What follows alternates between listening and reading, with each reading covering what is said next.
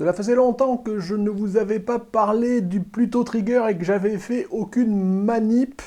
Jusqu'à maintenant, les manips que j'avais fait avec le Pluto, donc je vous rappelle qu'il est un déclencheur potentiellement haute vitesse ou en tous les cas sur événement, que ce soit du laser, du son, de la foudre, de la lumière, mais aussi de l'infrarouge, du mouvement, ce genre de choses. Donc jusqu'à maintenant, j'ai plutôt privilégié l'utilisation du Pluto Trigger dans un contexte de haute vitesse pour essayer de déclencher un moment à figer au bon moment, justement. Maintenant, on va aujourd'hui juste faire un petit tuto rapide pour faire le tour de deux fonctionnalités, de deux méthodes de capteur du Pluto Trigger qui vont nous permettre de, non pas figer le mouvement, mais de déclencher sur la détection de mouvement.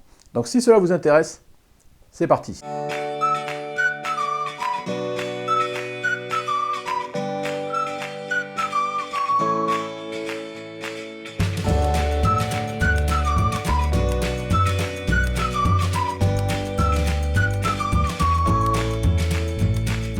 Bonjour, bienvenue sur Jeff Photographie. Donc comme je vous le disais, aujourd'hui on va parler Pluto Trigger et on va parler détection de mouvement. Et pour cela on va utiliser deux façons de capter le mouvement avec le Pluto Trigger. Le premier, ça va être la barrière infrarouge. Et la deuxième, ça va être la détection de mouvement à l'aide d'une caméra. On va regarder comment ça se fait. Donc à quoi ça peut servir de détecter le mouvement? Ma foi, ça peut servir à déclencher votre prise de vue, que ce soit une vue simple ou une rafale, à la détection de, je ne sais pas, un animal qui passe devant la caméra que vous voulez détecter, que ce soit, je ne sais pas, une voiture qui passe ou un piéton ou tout autre événement que vous vouliez déclencher une prise de vue sur le fait qu'il y ait ce mouvement qui soit détecté. Pour l'infrarouge, par exemple, je vous dis, c'est vraiment la logique d'un animal, ce genre de choses, ou quelqu'un qui passerait devant et pour lequel on détecterait essentiellement de la chaleur, de la variation de chaleur. Pour la détection de mouvement, on va la regarder. On ne s'appuie pas tout à fait sur un capteur du Pluto Trigger, mais plutôt sur une fonctionnalité qui s'appuie aussi sur votre smartphone et sur la caméra de votre smartphone. Et ça permet de détecter le mouvement qui passe devant la caméra. Donc aujourd'hui, deux capteurs, deux types de déclenchement. On y va. Donc là, je vous montre un petit peu mon setup. J'ai ici à gauche mon smartphone que j'ai mis sur un petit pied. Et j'ai mon appareil photo qui va servir à faire la prise de vue sur lequel j'ai mis un flash juste pour déclencher, pour m'aider à faire la pointe de lumière, mais c'est pas vraiment pour figer le mouvement en tant que tel.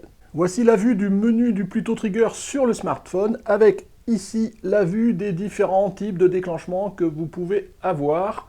Et notamment, nous voyons ici le laser, le son, la lumière, l'éclair, l'infrarouge qu'on va voir tout à l'heure, la collision de gouttes, et aussi le son, la lumière, la vibration, le mouvement, c'est ce qu'on va voir tout à l'heure avec le téléphone, la voix, la distance, enfin il y a un certain nombre de fonctionnalités. La première à laquelle on va s'intéresser, ça va être l'infrarouge. Avant quand même de rentrer dans l'utilisation du capteur, ce que je voulais, c'est vous montrer les paramétrages que j'ai fait au niveau de mon smartphone. Donc on voit autofocus manuel, c'est pas l'appareil photo qui va, enfin c'est pas le Pluto qui va le commander. Shutter pulse time 150 millisecondes, trigger preset j'ai mis 0. IR mode single, donc ça c'est éventuellement pour que le Pluto Trigger déclenche votre appareil photo en infrarouge. Moi je ne vais pas utiliser ce mode là, donc là on s'en fout. Burst, c'est si vous voulez vraiment déclencher de la rafale et éventuellement de la rafale avec 0,2 secondes entre chaque prise de vue. Après, qu'est-ce que vous avez? Voilà, après, bon, pas grand-chose de plus. J'allume le Pluto Trigger. Et vous voyez ici, nous sommes sur le capteur de la partie infrarouge. Il suffit d'appuyer ici, vous voyez, voilà, j'ai déclenché la barrière infrarouge et maintenant, dès que je vais passer devant,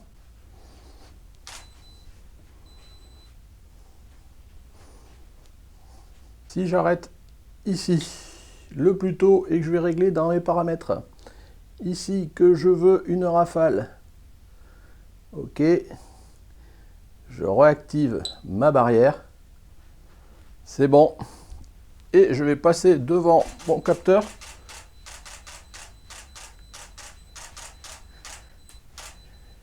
Voilà, vous voyez qu'il a bien déclenché en me voyant passer devant. Je recommence.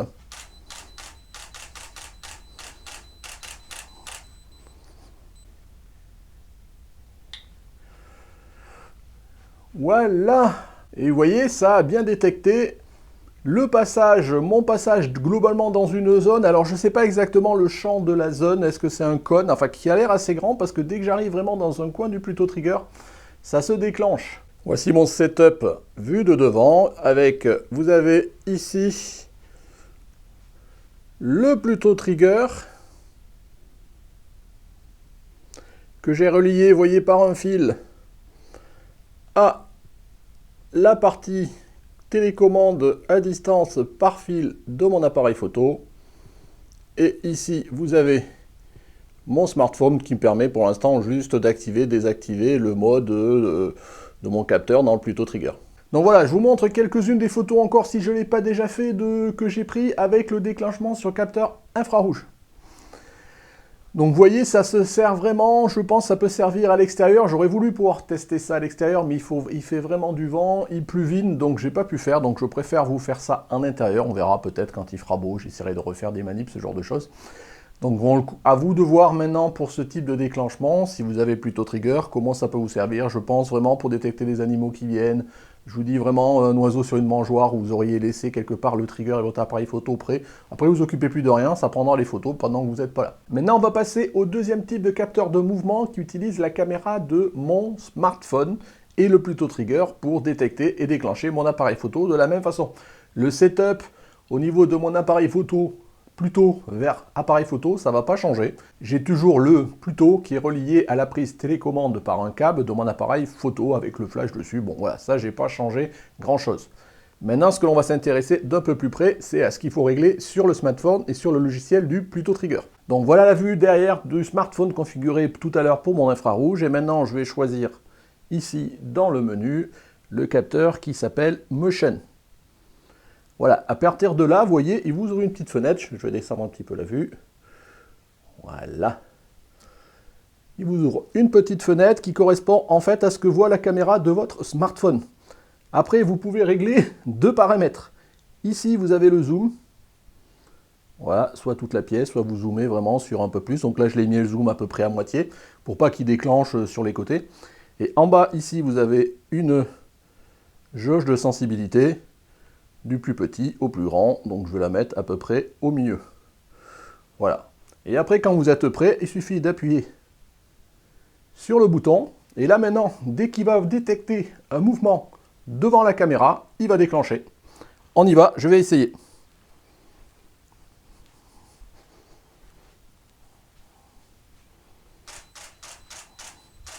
Voilà, vous avez pu voir exactement ce qu'a pu voir le Pluto Trigger et vous voyez qu'il a bien déclenché tout le temps où je suis passé devant. Je recommence.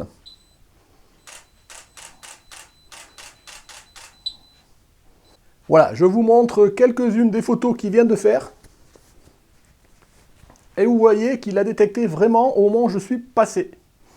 Je vais maintenant faire un truc, c'est que je vais un petit peu zoomer arrière. Hop, hop, hop. Donc là, il a détecté le mouvement forcément puisque je bouge au niveau de la caméra. Et maintenant, je vais repasser devant, cette fois-ci avec un zoom un peu, enfin un champ d'angle un peu plus grand.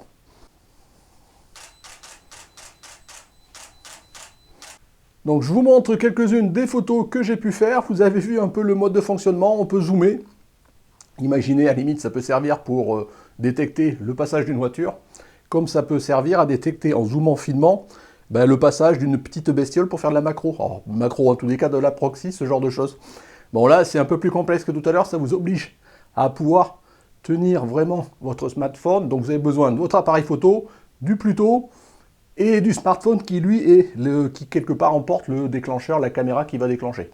Mais bon, pourquoi pas, il faut savoir que ça existe et savoir les utiliser au bon escient quand quand ça répond de la meilleure façon par rapport à ce que vous voulez faire. Donc voilà, je vous ai présenté rapidement les manips pour utiliser deux types de déclenchement du trigger sur mouvement, à la fois avec la barrière infrarouge qui est un capteur intégré directement dans Pluto Trigger, à la fois la détection du mouvement qui s'appuie sur la caméra du smartphone via le logiciel du Pluto Trigger notamment. Donc ces deux capteurs, voilà, ces deux types de détection, je vous ai montré des photos, je vous en remontre éventuellement encore maintenant si je ne les avais pas montrées tout à l'heure. Voilà, c'est encore un usage agrandi, je dirais, du Pluto Trigger suivant ce que vous avez à faire. Ça ne sert pas qu'en studio pour déclencher un mouvement rapide pour figer le mouvement. Ça peut déclencher toute autre chose. Voilà, j'espère que cette présentation rapide vous a plu. Si vous avez plu, un petit pouce bleu. N'hésitez pas à mettre un commentaire. Si vous avez Pluto Trigger, si vous avez des questions, si je peux vous aider. Comme d'habitude, ça fait longtemps que je fais du support un petit peu indirect pour Pluto, malgré que je ne sois pas payé pour. Mais bon, c'est vrai que souvent vous me sollicitez pour ça. Mais bon, j'essaye de répondre... voilà, avec joie, si je peux vous aider.